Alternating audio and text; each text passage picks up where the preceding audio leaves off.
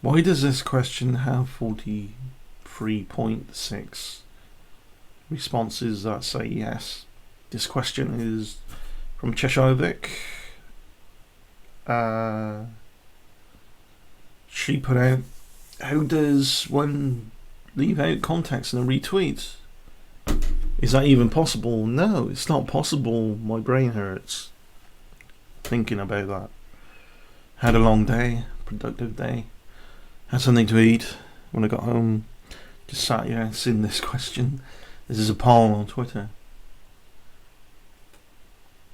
If I was to repeat what somebody said, all of what they said, it would be within its own context. How you interpret that context to try and twist it to something else is up to the individual, but it, by default, a context is its own context. How you interpret the world is down to the context within yourself sometimes. How you colour something. Your worldview. Of course, people on YouTube all the time, haters like Jason Lee Smith, for instance, will take a sentence of somebody he doesn't like from a context or something they said in that video, but they take a piece of it and say, "See, he told you so. He said they said this. Therefore, they are this, they are that," filling in the gaps rather than being attention driven enough and curious enough to see the whole thing within its own context. Who'd have thought, right? Wow. Jason's so lazy in his thinking. He doesn't even take the time to go, hang on a minute, I might be wrong. Took me a few split seconds a split second to see and go, no, it can't be. I didn't even know why I was about to say yes, but I think it's because we by default expect platforms like Twitter to be like talking to each other like normal, and we don't even know we're doing that. I think Facebook is the same, but particularly Twitter. I mean, Twitter is itself so out of the context of normal social discourse because you're limited by a bunch of letters that you can't go beyond. Like, you're limited.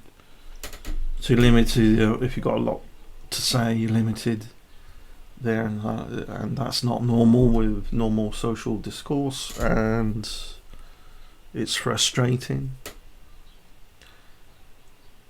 But also, when you retweet something, you're retweeting the whole thing, that was said within that short bit of tweet. At least on Facebook, you can have a big write-up. You can write a whole essay if you want to. Same with Exploratory Minds. We have the wall thing you write things on. We have a blogging though as well. But I don't know, the numbers have changed a little bit here. But still, how can 40.5% now say yes? It's struggling, my brain's broken when I say that's broken logic right there. But here's the thing. People like to think they're logical and critical thoughts, thinkers. We all do. We all like to think that. For the majority of the time. And then, perhaps 90% of the time. And 10% of the time we're emotional thinkers. Unless we are constantly checking ourselves, it's usually the opposite. You're 10% of the time you're thinking logically and critically. This is why I like Steve's crowd and everything else. They check themselves. They're not boasting a title and blurting out things without insight. They all have, as I do have, I like to think I have, and I like to think I practice it, but I might need to check myself now and then, is the mindset of help me, help you, which will help you, help me, help you, help me, help you, help me, help you. Circular feedback. I need a nap. It's a little bit of a mentally taxing day, and when I read questions like that, my brain stops moving forwards. It's like, what? Yeah. So I got like a deer in headlights. Like, how do you respond to that? Obviously, it's no. It's impossible. You know, approaching something that is utterly impossible.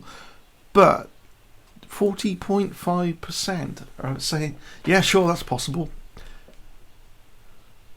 How?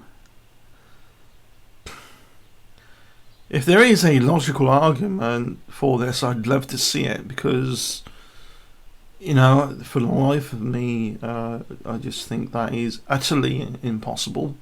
But it could be down to people thinking it's possible because of what I said. I was changing. It's like 60% versus 40%. 40 saying yes, 60 saying it's looking a little bit better now. I need a nap. Peace. I look forward to doing another video soon. I hope you're all well. Cheers. Bye.